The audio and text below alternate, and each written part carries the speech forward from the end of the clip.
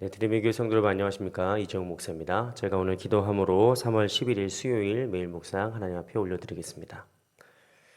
주님 은혜와 사랑에 감사드립니다. 주님 저희에게 드림의 교회라는 주님의 귀한 몸된 교회를 허락하여 주시고 이곳에서 우리가 예배를 드리며 함께 찬양하고 기도하면서 성도의 귀한 교제를 나누게 하심에 감사드립니다. 하나님 바라고 권하옵기는 우리 교회가 주님의 기뻐하시는 교회가 되게 하여 주시옵시고 이 시대 가운데에 하나님의 마음을 시원하게 하는 얼음 냉수와 같은 하나님 그런 교회가 될 수 있도록 충성된 일꾼들 될 수 있도록 주님 인도하여 주시옵소서. 하나님 우리 교회를 통하여서 이 땅에 정처 없이 떠도는 자들, 영혼의 고향을 알지 못하는 자들, 하나님의 복음이 꼭 필요한 자들에게 그 복음이 선포되게 하시고 그들이 이곳에 와서 영적으로 재충전받으며 그 삶에서 허무함과 그 공허함들이 이곳에서 기쁨과 감사로 채워지고 변할 수 있는 그런 놀라운 역사와 변화가 나타나는 주님의 공동체 되도록 주님 인도하여 주시옵소서. 모든 것 주님께 맡기오며 예수 그리스도의 이름으로 기도드리옵나이다. 아멘. 네, 오늘 우리에게 주신 하나님 말씀은 신약성경 사도행전 2장 41절 말씀입니다. 신약성경 사도행전 2장 41절 말씀 제가 봉독해 드리겠습니다. 여러분 각자 계신 곳에서 이 말씀 더 깊이 묵상하시기 바랍니다. 제가 두 번 봉독해 드립니다. 그 말을 받은 사람들은 세례를 받음에 이날의 신도의 수가 3천이나 더하더라. 다시 한번 봉독합니다. 그 말을 받은 사람들은 세례를 받음에 이날의 신도의 수가 3천이나 더하더라. 아멘. 여러분 저희가 어제 매일 묵상 때는 그 가나안 성도들에 대한 우리 이야기를 같이 나눴습니다. 벌써 200만 명이 넘는다고 하는 그 가나안 성도들의 숫자가 사실 남 얘기는 아니죠. 되게 가슴 아픈 일이고 또 저희가 다 회복해야 될 한국 교회가 회복해야 될 성도들임은 분명한데 사실 더 큰 건 뭐냐면 안 믿는 사람이 더 많다는 겁니다. 대한민국에 여전히 교회를 안 다니고 또 예수님의 복음을 모르는 사람들이 훨씬 더 많아요. 그래서 우리의 기도 제목은 가나안 성도들이 돌아오고 그들이 이제 교회에 특별히 이제 우리 교회에 정착하는 것도 되게 중요하고 동시에 아직 주님의 복음을 알지 못하는 자들 교회가 이렇게 많은데도 그 하나님의 사랑을 아직 듣지 못하고 깨닫지 못하고 그래서 교회에 한 번 나와보지 않은 분들이 더 많습니다. 그래서 그분들에 대한 전도와 구령의 열정이 우리 모두에게 항상 있어야 되는 것이고요.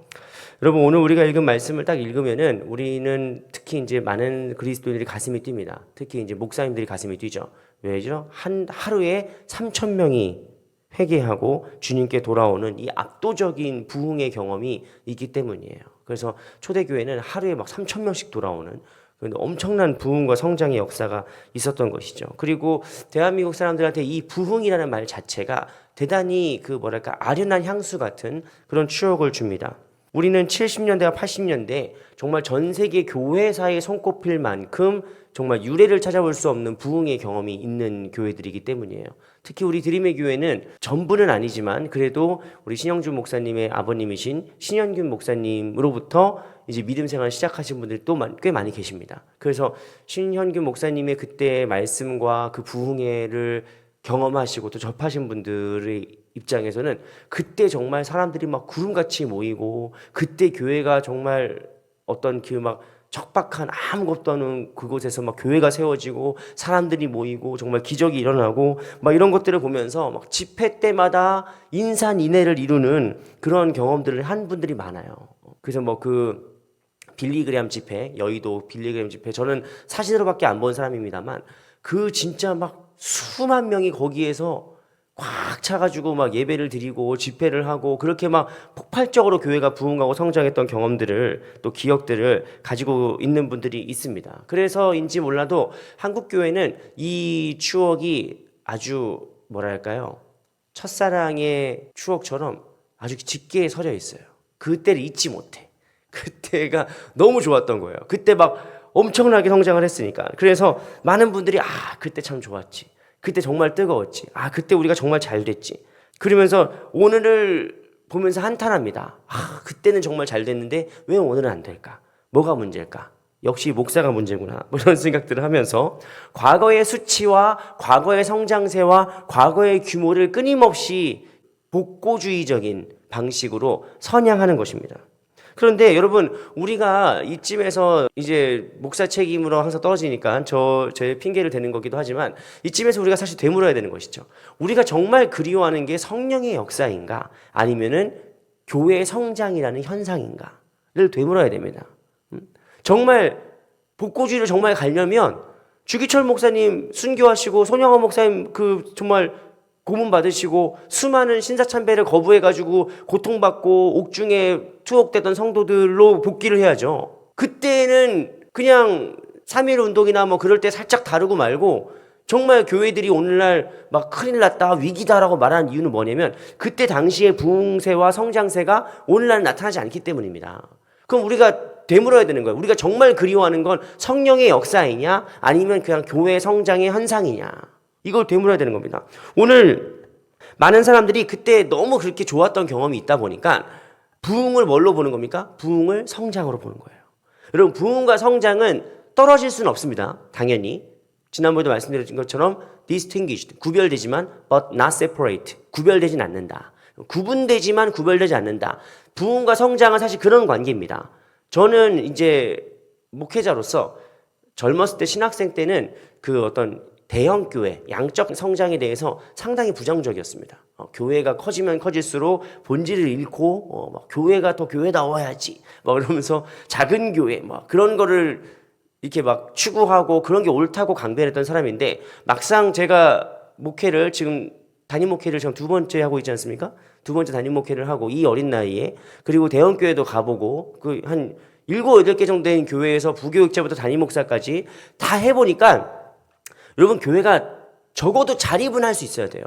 교회가 적어도 자립은 할 수 있는 예산과 인원과 어떤 그런 수준이 돼야 되고, 두 번째, 교회가 선교할 수 있는 여력이 돼야 돼요. 교회가 봉사를 하고 선행을 하려면 인적 자원과 물적 자원이 반드시 필요합니다. 그런데 이제 그냥 책으로만 배우는 데는 그냥 교회가 예산이 많아지니까 문제가 많이 생긴다, 사람이 많이 모이니까 이게 쇼가 된다, 이렇게 비판만 했던 거죠. 그래서 이제 저는 달라졌습니다. 이제 저는 어떤 분들은 보수화 됐다고 말하지만, 저는 이게 보수화 됐다기보다는 현실적이 됐다고 보고 싶어요. 그러니까 우리가 단순히 이상적인 것, 본질만 얘기할 건 아닙니다. 실제로 현실적으로 이게 지속 가능한 방향을 찾아야 되는 것이죠. 그래서 부흥은 양적 성장과 절대 무관하지 않습니다. 반드시 연결되어 있어요. 그런데 중요한 건 무엇이냐? 그렇다고 해서 부흥을 그냥 숫자만 늘어나면 장땡이다라고 보면 그거는 이미 기독교가 아니죠. 그거는 이미 복음이 아닙니다. 오늘 우리가 이 말씀에서, 본문에서 읽은 베드로의 그 설교 후에 3,000명이 돌아온 역사는, 이거는 백날 연구해도 사실 답이 없어요. 베드로가 어떤 설교를 했는지, 어떤 수사학적인 그 방법을 썼는지, 이때 경배 찬양 팀이 있었는지, 그런 거를 백날 연구해 보십시오. 여러분, 그런 것들이 있다 해서 부흥이 일어나는 게 아닙니다. 하나님이 사람을 쓰시죠. 베드로도 쓰시고 바나바도 쓰시고, 스데반은 또 순교의 자리에 있지만 거기서도 쓰시고, 나중에 바울도 쓰시고, 하나님이 다 그 사람들과 수많은 믿음의 능력의 종들과 불의 종들과 또 수많은 익명의 헌신들, 이름도 없이 빛도 없이 정말 교회를 위해서 헌신했던 수많은 사람들의 헌신과 노력을 통해서 교회를 성장시키시고 부흥시키시긴 합니다. 그런데 정말 우리가 잊지 말아야 될 것은 무엇이냐? 부흥은 그냥 하나님의 선물일 뿐인 거예요. 부흥은 사람이 만들어내는 흥행이 아니라 하나님께서 우리에게 부어주시는 성령이라는 겁니다. 그래서 목회자가, 또 우리 교인들이 절대로 잊지 말아야 될 생각은 뭐냐면, 우리가 부흥을 제조하려는 욕심이에요. 부흥을 만들어 보려고 하는, 부흥을 흉내내려고 하는 어떤 그런 인간적인 모든 시도들은 조심해야 되는 겁니다. 왜냐?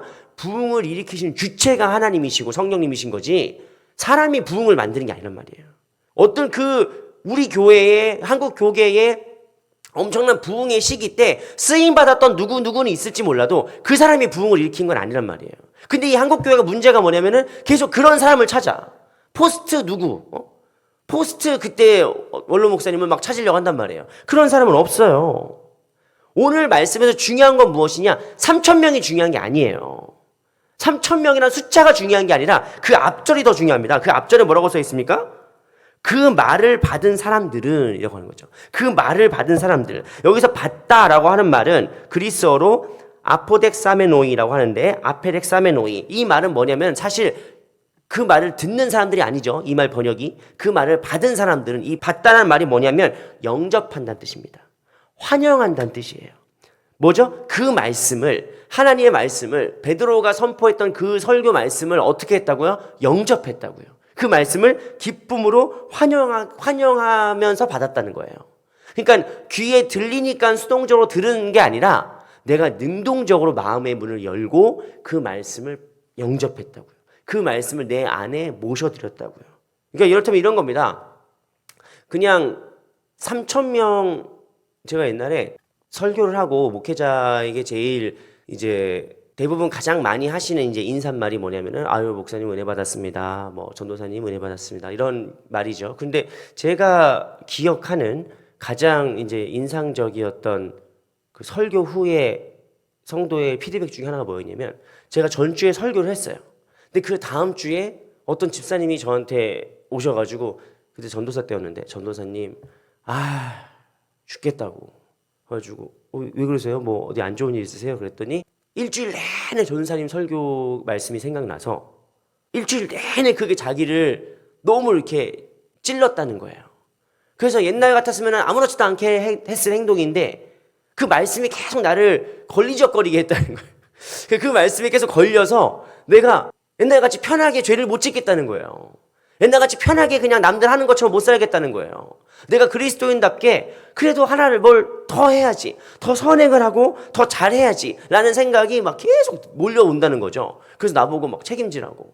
근데 저는 그때 농담으로 한 얘기였긴 하지만 저는 그 얘기를 듣고 너무 뿌듯했어요. 너무 감사했어요. 여러분, 말씀을 듣고 오늘 설교 좋았어. 오늘 설교 참 재밌었어. 오늘 설교 참 감동적이었어. 여러분, 그런 거는 일시적으로 지나가고 말아요. 벌써 며칠만 지나도 지난주 설교가 뭐였지? 뭐 기억 안 납니다. 근데 말씀은 어떻게 해야 된다는 거예요? 영접해야 된다는 거예요. 말씀을 마음의 문을 열고 환영하면서 말씀을 받아들여야 된다는 것입니다. 여러분, 오늘날 우리에게 말씀을 그렇게 대하는 태도가 살아있는지를 돌아봐야 됩니다. 우리가 부흥을 말하기 전에 우리가 다시 한번 리바이벌 부흥을 말하기 전에 우리가 다시 한번 생각해야 될 건 뭐냐? 우리가 말씀을 그렇게 받고 있는가? 우리가 말씀을 그렇게 사모함으로 영접하고 있는가? 아니면은 말씀을 쇼핑하고 있는가? 이재용 목사님 뭐 설교는 재미있는데 깊이가 없어. 아니면 어떤 목사님은 설교가 정말 깊이가 있는데 너무 재미가 없어. 어떤 분은 구약 말씀을 참 잘하셔. 어떤 분은 신약에 나오는 복음서 말씀을 이야기를 잘 풀어놓으셔. 뭐 이렇게 평가하고 비교하고 분석을 하는 거예요. 근데 분석은 다 잘났어요. 다 잘난 사람들이에요. 그래서 설교를 막 10년, 20년 들으니까 다 설교 듣는데 다 도사들이 됐어요. 근데 여러분, 말씀을 정말 그렇게 들어서 교회가 부흥할 것 같습니까? 교회는 언제 부흥한다고요? 그들이 그 말씀을 받은 자들이 말씀을 받을 때 그 역사가 일어나는 거예요. 부흥의 역사가 일어나는 겁니다. 여러분, 우리가 그리워하는 게 단순히 7, 80년대에 막 수많은 사람들이 한국교회로 몰려오는 현상이라면 그런 일은 물론 저는 장담할 수 없죠. 그런데 그런 일은 죄송한 얘기입니다만 제가 믿음이 작은 목사인가 봐요. 잘 일어나지 않을 가능성이 커요. 그런데 정말 우리에게 중요한 건 무엇입니까? 그 말씀을 받는 사람들은 오늘에도 일어날 수 있단 말이에요. 오늘도 일어날 수 있어요. 여러분이 이 말씀을 들을 때 물론 뭐 운전을 하시면서 듣든지 운동을 하시면서 듣는지 그건 저는 모르겠습니다만 어쨌든 이 말씀을 들을 때 정말 영접하는 마음으로 그 말씀을 내 마음속에 중심에 새기고 이 말씀을 내 삶의 원칙으로 삼고 기준으로 삼고 살아가려는 그 진지하고 진중한 태도, 그 영접하는 마음, 그 마음과 그 자세가 있을 때 여러분 우리가 어떻게 되는 거예요? 마음이 찔리는 거예요. 어찌할꼬 우리가 오늘 읽지 않았지만 37절 말씀 보시면 그들이 이 말을 듣고 마음에 찔려 물어 이르되 형제들아 우리가 어찌할꼬 하거늘. 제가 아까 그 집사님의 설교 피드백을 왜 좋아한다고요? 어찌할꼬라는 말이 막 입에서 흘러나오기 때문이에요. 여러분, 말씀을 정말 내 중심에 영접한 사람들은 그 말씀이 나를 교만할 때 나를 교만하지 못하게 범죄하지 못하게 나를 붙잡는 그 걸리는 돌이 되는 것이고 내가 막 지치고 다운되고 좌절하고 우울할 때 그 말씀이 나를 지탱해주는 디딤돌이 되는 거예요. 여러분, 우리가 이 말씀 앞에 정말 우리의 존재를 열어서 우리가 그 말씀을 그 삶의 중심으로 받아들이고 세워 나간다는 것이 얼마나 중요한지 모릅니다. 이게 뭐예요? 부흥이에요. 이게 부흥입니다. 우리는 그 뒤에 3천이 너무 중요해. 그 뒤에 우리 3천이 너무 막 부럽고, 우리도 빨리 막 하루 만에 막 3,000명씩 늘었으면 좋겠고, 우리 교회도 막 엄청나게 성장해가지고 어디 교회 다녀요? 드림의 교회 다녀요?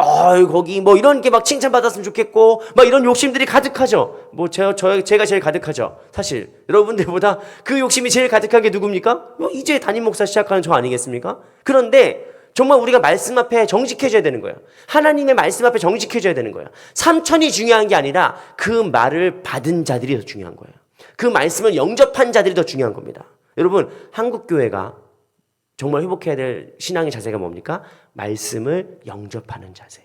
그 말씀을 기쁨으로 받아들이고 마음속에 깊이 세워지는 자세인 것입니다. 그것이 뭐 멀리 갈 것도 없어요. 사실 우리 드림의 교회에 가장 중요한 말씀을 대하는 태도인 것이죠. 여러분, 하나님께서는 부흥을 우리의 성과로 주시는 게 아닙니다.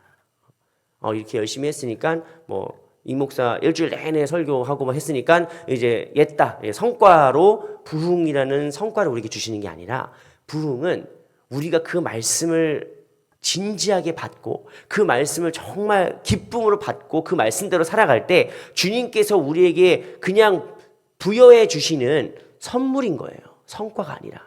여러분, 저는 우리 드림의 교회에 정말 양적으로나 질적으로나 우리 교회가 정말 부흥하기 원합니다. 정말 성장하고 부흥하고, 그래서 이 시대에 정말 하나님께서 원하시는 그런 비전들과 계획들과 꿈들을 정말 하나님의 마음을 시원하게 해드리는 그런 얼음 냉수 같은 기쁨이 되는, 주님께서 우리 보실 때 잘하였도다 착하고 충성된 종들아 이렇게 칭찬하실 만한 그런 교회가 되기를 정말 기도하고 있어요. 그런데 그거보다 더 앞서서 해야 될 게 뭡니까?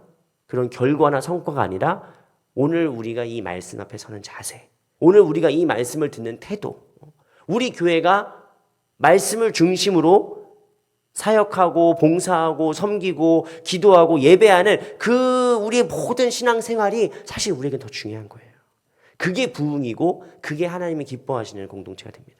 사랑하는 우리 드림의 교회 성도 여러분, 오늘 사실 여러분들은 잘하고 계세요. 우리 드림의 교회는 정말로 이 안에서 따뜻하고 서로 위해서 기도해주고 사랑하는 그런 좋은 공동체입니다. 그런데 어제도 말씀드렸죠? 우리끼리만 좋은 거는 이제 됐고, 이제는 우리의 이 좋음이, 우리의 이 선함이 정말로 이렇게 넘치는 기쁨이 되고 넘치는 감사가 되어서 그것이 모든 이들에게 매력적인 신앙과 또 교회가 되기를 주님의 이름으로 축원합니다.